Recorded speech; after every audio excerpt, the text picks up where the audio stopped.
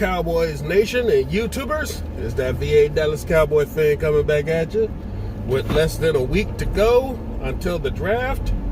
I think we're finally getting it down to the nitty-gritty, as they say. We've basically heard the audio from Jerry Jones talking to Patrick Surtain today, J.C. Horn a couple days ago, and Kyle Pitts a couple days before that. So it got you hyped during the week for what could happen. And, you know, Jerry Jones pretty much hyped himself up. He was pretty much like infatuated with every player he talked to. And that's just what makes this draft going to be something special for us. Because with number 10, we could take our pick. We could even move up. There's the rumors that we could move up with Detroit, but I doubt it. Kyle Pitts is always first name on the list, if not Sewell, to move up. I don't think the Cowboys will go that route, but you never know. That's the fun part. It's going to be definitely something worth watching. But in reading, well, not reading, but with listening and reading to the comments made by Kyle Pitts, he said that the guy he respects the most that could guard him was J.C. Horn. And if I am a GM, I'm listening to that. I am hearing a potential first-round generational talent say that the only person that could probably guard him on defense is a guy that could possibly go to my team. So, in my opinion, if I can't get Kyle Pitts, then I want to get the guy that can guard him, you know? And that says a lot. Because he's gone against a couple of these guys, and if he says J.C. Horn is the one that held him on lock more than anybody, and he's got that respect for him and everything, I'm looking at J.C. Horn now. He's done jumped a parsec over Surtain. Surtain, he has the athleticism and everything that you want, but J.C. Horn might just have that little oomph of upside that we may need more than Surtain. So, unfortunately, Caleb Farley is no longer in this conversation. If anything, he's probably a day 2 pick now because of everything going on. But it'd be very interesting if somebody does take a flyer on him in the first round still, depending on how the players fall. Other than that, I'm starting to hear, like I said previously, the talk of a trade with Detroit. I don't think that'll happen. But, you know, you always got those rumors. And Stephen Jones has already said they're fielding calls for the 10 pick from teams that are behind us. And you never know. He could be fielding calls to Atlanta, Detroit, Cincinnati. But Cincinnati more than likely will stay exactly where they are. So when you look at it, who knows what we're going to do? And for the first time in a long time, we haven't had that kind of, you know, we don't know what we're going to do. Because usually we know what we need most pressing and what we'll do to get it. But this year, not so much. A lot of people say the CeeDee Lamb pick last year was something, and it was. We didn't expect him to fall into our laps. And, of course, when doing best player available, you took him. But you have to think he was the best available person per need. We needed a slot receiver because Cobb was gone. So it just happened to fit our need at the time as well. We can't say that with Kyle Pitts this year. And that's like the one thing that's really pushing me against it, is that we don't have a need at tight end. He's already admitted he needs to work on the stuff that I said that I have a knock against him, his blocking and everything. So the team will be lucky to have him. It just probably won't be us. Now, I've seen people doing mocking some wide receivers to us now. I think that's dumb. I get it. You want to get him another receiver in case Gallup leaves.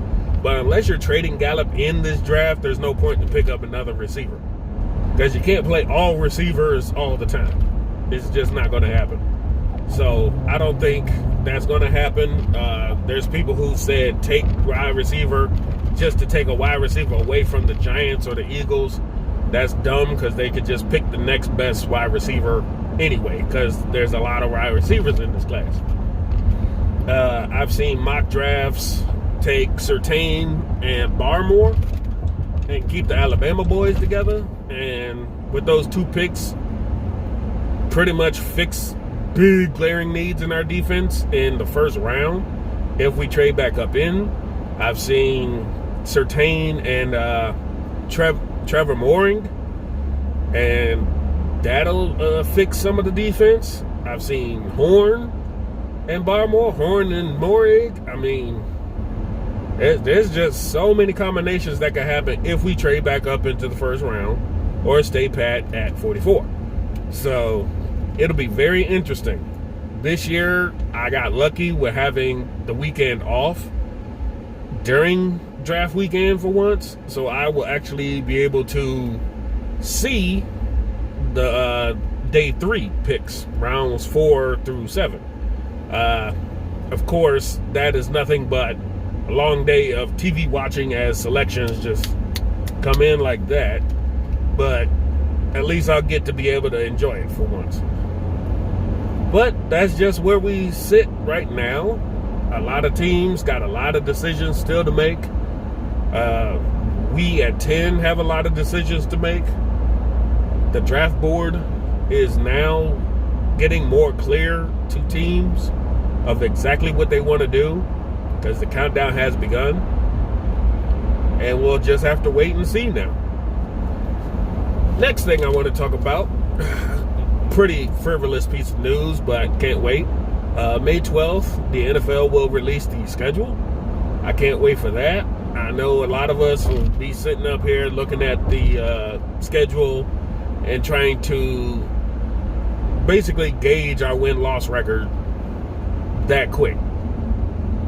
Without the draft happening yet, I don't know where we could stand. And even after the draft, I'd have to see these players play and see what our team actually does before I can make any kind of assumption. Because unlike years past, this isn't a ready-made team like it used to be. Usually you had pretty much all the pieces already there and you were just picking up depth purposes. Now we're basically redoing the whole defense again. So we'll have to see. I might make a prediction, but we'll have to see based off of our defense of last year. That's all I can really base it off of. And our offense, I can only base our offense off of 2019 because we didn't get a full 2020 with everybody healthy or close to healthy. So it's going to be hard to do an actual win-loss record when the schedule comes out, because we just don't have a real clear knowledge of what our offense and defense may look like. So I'll think about it. Lastly, the NFL did approve players to change jersey numbers. I, for one, am not going to be going out here buying every freaking different jersey for the same players I've already got. If they went that route, it's a whole lot less likely that Cowboys will be changing their numbers. One of the main guys was Jalen Smith, and he's already got a historic number, so he doesn't really need to change his. So we'll have to see if any of our guys will change. I doubt it. Excuse me. Oh, yeah. Oh, I'm sorry. I was up late at night watching Falcon Winter Soldier season finale and Mortal Kombat premiering on HBO Max. And, staying up till 3 in the morning after getting off of work and trying to watch all that. Jeez. So tired right now. But well worth it. The show and the movie was great. And that's it for Cowboys news for now. Unless something major happens, we'll talk about that. And until then, I'll see y'all next time. I might try and make another video over the weekend if I get any more information. Right now, it doesn't seem like anything's leaking out or anything crazy like that to help us suss out draft-wise. But we'll have to see. All right. Till next time, don't forget to like, share, and subscribe. This is VA Dallas Cowboy Fan. Out.